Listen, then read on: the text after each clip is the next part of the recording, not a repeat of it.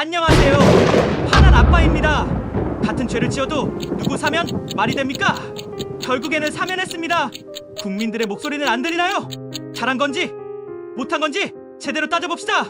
그럼 지금 바로 시작하겠습니다. 중간에 구독, 좋아요, 알림 설정으로 화난 아빠에게 힘을 주세요. 영화가 현실이 된 세상 사면. 광복절 지났습니다. 결국 사면했습니다. 그런데 왜 이리 답답할까요? 똑같이 죄 지었는데 누군 감옥에 썩고 누군 다시 사회로 나오고, 이게 나라입니까? 법 앞에 평등하다면서요. 헌법 제11조에 분명히 써 있습니다. 모든 국민은 법 앞에 평등하다. 그런데 현실은 권력 앞에 불평등하다. 같은 죄, 같은 잘못을 저질러도 돈 있고 빽 있고 정치적 의미 있으면 풀어주고, 없는 서민들은요? 그대로 썩으라는 겁니까? 왜 이렇게 국민들이 분노하나요? 이번 광복절 특사 명단을 보세요. 기업인, 정치인, 권력층 인사들 줄줄이 들어갔습니다. 경제 기여, 국민 통합, 다 좋은 말이죠. 그런데 서민은 왜 빠집니까? 얼마 전 뉴스에도 나왔습니다. 음주운전 3회 적발된 대기업 임원 사면. 반면 동네에서 일하다가 빚 갚느라 운전 알바하다 적발된 아빠 사면 불가. 같은 음주운전인데 왜 차별합니까? 배임행력 수천억 원 저지른 재벌 총수 사면. 편의점에서 아이 분유 훔친 아빠 끝까지 형 집행. 같은 범죄인데 돈 많으면 경제 기여, 돈 없으면 파렴치범. 이게 정의입니까? 이게 처음은 아니잖아요? 계속 반복되는 건 아니에요? 사실 이건 이번 정부만의 문제가 아닙니다. 지난 정권에서도 반복됐습니다. 이명박 정부 때 재벌 총수들 줄줄이 사면했습니다. 경제 살리기 명분. 그런데 서민 경제 살았습니까? IMF 트라우마만 더 깊어졌죠. 박근혜 정부 때 정치인 사면했습니다.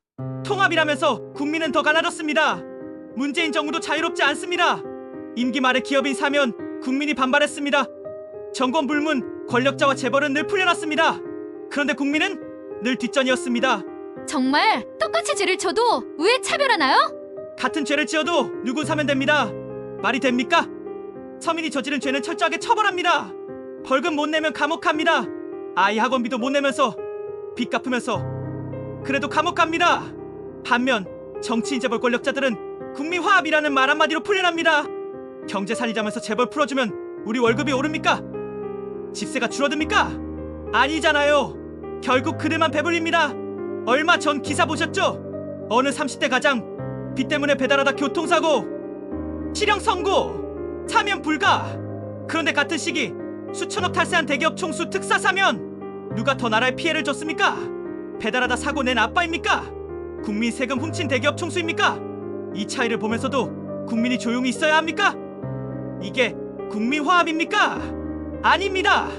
해결책은 없나요? 어떻게 해야 해요? 제가 제안합니다. 첫째, 사면 기준을 법으로 명확히 해야 합니다. 지금처럼 대통령 마음대로 정치적 명분에 따라 휘둘리면 국민은 늘 피해자입니다. 사회적 약자, 생계형 범죄자, 억울한 서민부터 우선해야 합니다.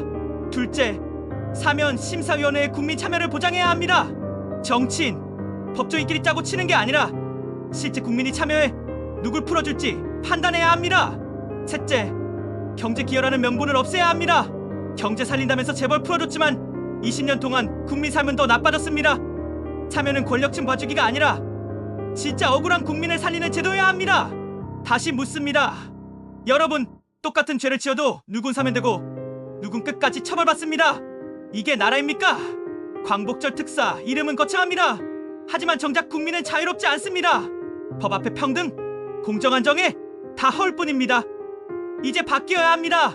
권력자와 재벌만의 사면자치가 아니라 국민을 위한 진짜 정의로 돌아와야 합니다. 저는 끝까지 묻겠습니다. 같은 죄를 지어도 누군 사면 말이 됩니까? 지금까지 화난 아빠였습니다.